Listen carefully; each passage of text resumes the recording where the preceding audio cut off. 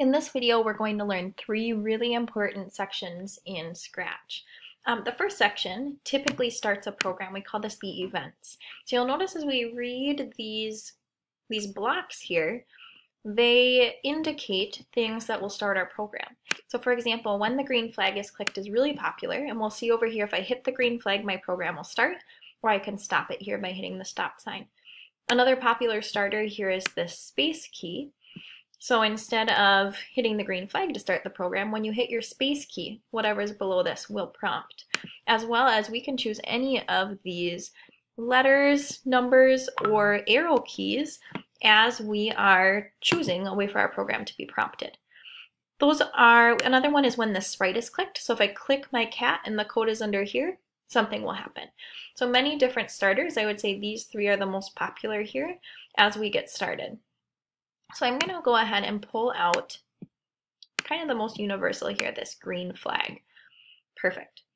All right, the next set of blocks are our motion blocks. And again, there are a lot of blocks here we could play around with, but we're going to cover just a few of them today.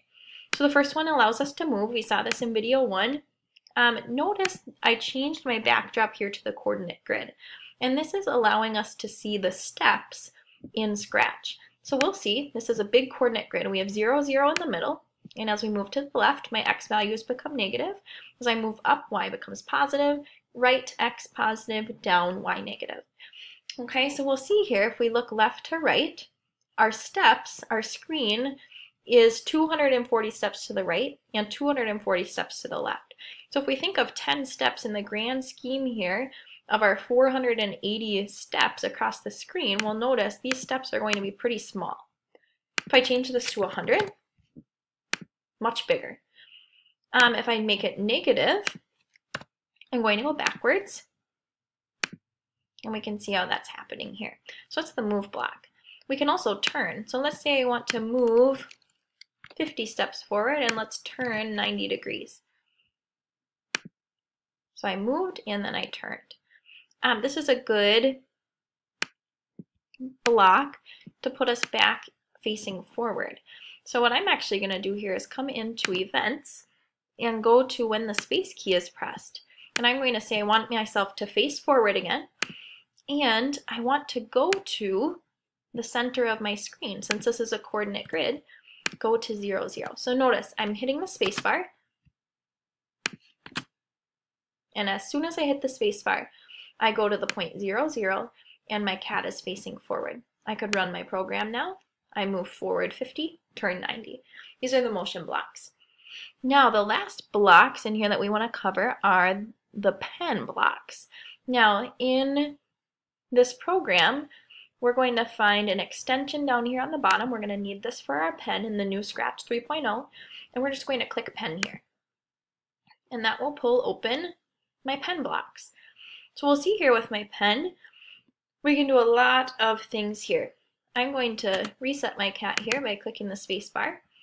And the first thing I want us to notice is when I put the pen down, wherever my cat is moving, it will draw a line. So let's follow that here. I'm going to hit the green flag, and I moved straight, and notice where I moved, a line was drawn. I will turn myself, and I'm going to draw again. And notice I drew a line again. Okay, so that would be pen down. Pen up would simply pick the pen up so I could move without drawing. I can set my color to different colors for my pen. I can also stamp myself, which looks like this. I've simply left a stamp of myself whenever I hit that green flag. Now, if I come in here and drag out erase all,